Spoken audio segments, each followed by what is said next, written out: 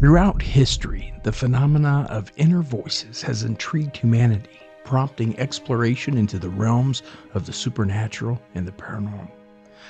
These whispers, often dismissed as mere figments of the imagination, have been documented across cultures and eras, leading to transformative actions, both benevolent and malevolent.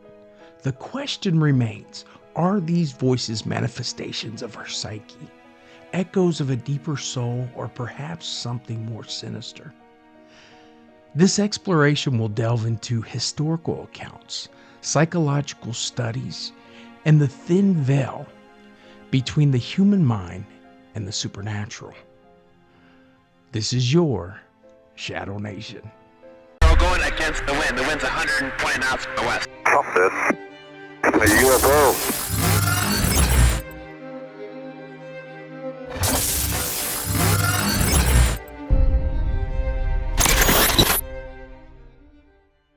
Historical accounts of inner voices, that magical little voice that most of us wish we had listened to more often than not, is nothing new. Throughout history, our ancestors have been guided by them. The voices have started wars, caused good fortune, and even helped some poor lost souls find each other and fall in love, against all reasoning. Number one, in history, Joan of Arc, 1412 to 1431. The French peasant girl who became a national heroine claimed to hear voices from saints guiding her to support Charles VII and reclaim France from the English occupation. Her inner voice, which she believed were divine, led her to significant military victories. However, her decision to pursue this path ultimately resulted in her capture and execution. Joan's experiences highlighted the phenomena of inner voices, leading to both empowered action and finally her end. Socrates spoke of a daemonion, or inner voice, that warned him against making poor choices. Unlike Joan, Socrates' inner voice acted as a moral compass, guiding him through the ethical dilemmas.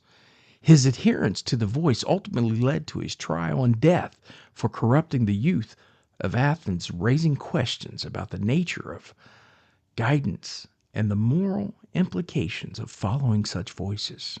The Salem witch trials in 1692. During this infamous Salem witch trial period, several individuals claimed to hear voices urging them to accuse their neighbors of witchcraft. These accusations, driven by fear and paranoia, led to the execution of innocent people. The voices heard by the accusers can be interpreted as manifestations of mass hysteria, social pressure, or deeply ingrained fears, suggesting a dark aspect of the inner voices when intertwined with societal influences. Now, the debate surrounding the origin of these inner voices is complex. Are they demonic influences, fragments of human soul, or the mind's way of processing experiences? Psychological perspectives. In their research, psychology suggests that inner voices may be a natural part of cognitive function, stemming from our thoughts and experiences. For instance, Dr. Julian Jaynes proposed in her book, The Origin of Consciousness, in the breakdown of the bicameral mind, ancient humans experienced auditory hallucinations as a form of communication from the gods, which have since evolved into our modern understanding of self-talk. Conversely, many cultures believe that inner voices can be spiritual in nature. In shamanic traditions, for example, practitioners often enter altered states of consciousness to commune with spirits, which may manifest as inner voices. This raises the question of whether our inner dialogues could be connections to a broader spiritual realm. In contemporary society, news articles often highlight mental health crises, with individuals claiming to hear voices. For instance, in 2019, article from The Guardian detailed the experiences of individuals with schizophrenia who described their voices as commanding or comforting. Research in this area has revealed that while some individuals experience distress from these voices, others find solace and insight, suggesting a nuanced relationship between the self and these auditory experiences. A 2020 study published the Journal of Psychological Medicine examined individuals who reported hearing voices and found that a significant portion experienced them as supportive or guiding. This phenomena challenges the stigma surrounding auditory hallucinations, suggesting that inner voices can be a source of strength and resilience rather than solely indicators of mental illness. So now we've heard what some science believes this phenomena to be. Now, let's take another look at the possibilities that we as grown adult humans actually know when we hear our name being called, or we know when something isn't where we last placed it. Science is truly great, but we must remember it is not the answer, but rather the continued quest for it. The idea that our inner voices, our experiences of hearing our names called out, might be connected to communication with the dead is a topic that has intrigued many people across cultures and throughout history. Here are some other perspectives on this phenomenon. The psychological interpretation states inner voices can be product of our subconscious mind. They might represent our thoughts, memories, or unresolved issues. Hearing your name called, especially in solitude, can be attributed to the brain's tendency to process auditory information, especially if you're feeling anxious or alert. The phenomena can also be linked to pareidolia, where our brains seek patterns and meanings in random stimuli, leading us to interpret noises or sensations as significant. Now, many cultures believe in a spiritual or supernatural realm, where the dead can communicate with the living. This belief can shape how people interpret their experiences.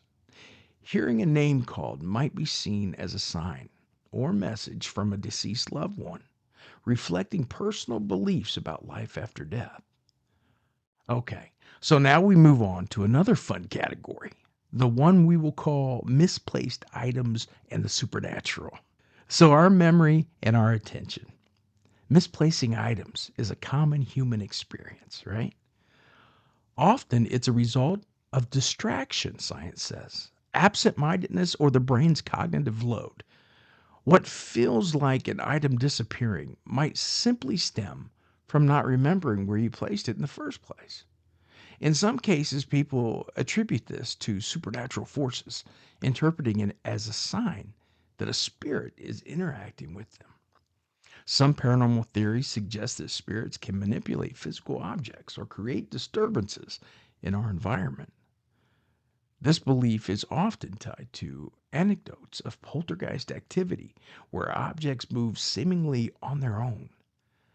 Now, listen, I'm not saying everything I've ever misplaced was moved by a ghost or a supernatural force, but you will never convince me that all the times that I know exactly where I placed my hat or wallet or keys, that it was just my bad memory.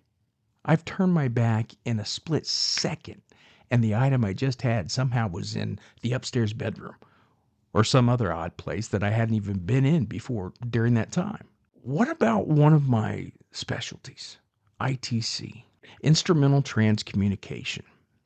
This is the technology in the spirit communication, right? ITC involves using devices like radios, EVP recorders, or other technology to facilitate communication with the deceased. The theory is that spirits can manipulate electronic frequencies to produce sounds or voices. The notion that spirits might prefer ITC over ambient noise could stem from the idea that technology provides a clearer channel for communication, minimizing interference from the living. I'm here to communicate with you guys in the spirit world. Are you dead? My name's Sean Doris. Ambient noise and communication. While it's possible that spirits could communicate through ambient noises, like whispers or sounds in nature, the complexity of human perception means this might not be easily recognized or understood. ITC might provide a more direct form of communication that can be recorded and analyzed. The truth is, the possibilities are endless, and science doesn't like that. Well, Most scientists don't, because it shows that not all things can be understood with our known methods and testing. Science leaves no room for the unseen world, which unfortunately turns many who approach the paranormal from only a scientific approach to become cynical. Because having faith in one's own mind and senses at some point has to be trusted. Some scientific explanations say inner voices and experiences of hearing names can often be explained by psychological phenomena such as anxiety and cognitive processing. Beliefs about the afterlife and spirit communication can shape interpretations of these experiences. Some paranormal theories believe that spirits can influence our environment or communicate through technology, while others may attribute these experiences to natural cognitive processes. Ultimately, the intersection of psychology, spirituality, and personal experience makes this a complex and multifaceted topic. Each person's interpretation of these phenomena can vary widely based on their beliefs, experiences, and cultural context. So, in conclusion, the infinite echo, as we reflect on the historical accounts, psychological insights, and contemporary reports of inner voices, we're left with a profound question. Are these whispers mere echoes of our thoughts, manifestations of our subconscious, or something more? Are they guides from our souls, or could they be temptations from darker realms? The complexity of the inner voices invites us to consider the nature of our own consciousness and the unseen forces that may shape our decisions. As we navigate our own inner landscapes, it's important we remain open to the possibilities of connection between the self, the supernatural, and the collective human experience. Are we merely conversing with ourselves? Or are we engaging with something far greater? In a world where the boundaries between reality and the unseen blur, perhaps the most significant journey lies within, where whispers may hold the keys to understanding our very existence. So what do we hear in the silence? The answer may lie not just in our minds, but in the echoes of the universe itself. As you contemplate the voices within, ask yourself, who or what are we truly listening to? Remember, as the great Nikola Tesla was quoted, "The day science begins to study the non-physical phenomena, it will make more progress in one decade than in all the previous centuries of its existence." Perhaps the next time that little friend only you can hear starts talking, maybe talk back. Ask questions. At least take a moment to contemplate the possibility of what could be happening in the dark corners, in some magical, supernatural place in what we understand as the human mind.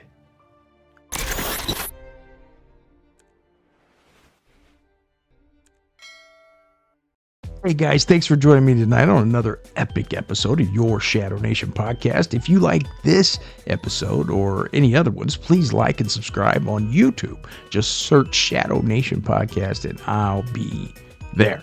If you have any episode ideas you want me to talk about and research, just hit me up at my email at Shaun, S-H-A-U-N, at shadownation.com, and check out over 17 years of mind-bending paranormal content at the website at shadownation.com. Also, a special thank you to a very incredible lady who gave me the suggestion for tonight's topic idea, Miss Kelly Hapola. She's organized an upcoming event, a paranormal charity event called Paraventure, that raises awareness of autism. Kelly says, at Own Your Path, we help you tune into your inner voice, your intuition, and explore how it shapes the way you perceive your steps in life. By embracing your unique journey, we empower you to transform how you view each step and truly own your path. Through Paraventure, our paranormal charity event, we extend this mission by raising funds to support individuals with autism, combining exploration of the unknown with making a meaningful difference. The link to get your tickets, guys, is www.ownyourpath.net/event-details/paraventure. That's www.ownyourpath.net/event-details/paraventure. And of course, I'll be sure to post that link up in tonight's description. From the haunted back roads of America, this has been another Shadow Nation episode. Don't go changing America. You know I won't, because I love you. Good night, everybody.